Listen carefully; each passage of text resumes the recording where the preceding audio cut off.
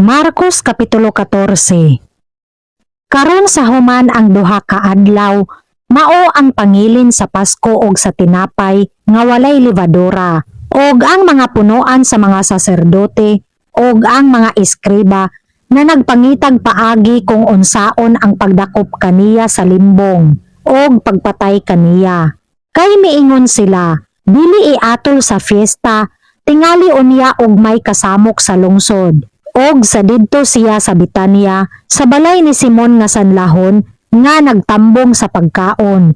Miabot ang usa ka babayi nga may usa ka tibod-tibod nga alabastro nga mahumot sa nardo nga ulay, nga dako og bili. Og gibuak niya ang tibod-tibod nga alabastro, og gibubo niya sa ulo ni Hesus. Apan may uban nga sa ilang kaugalingon na nga suko, nga nagaingon, tungod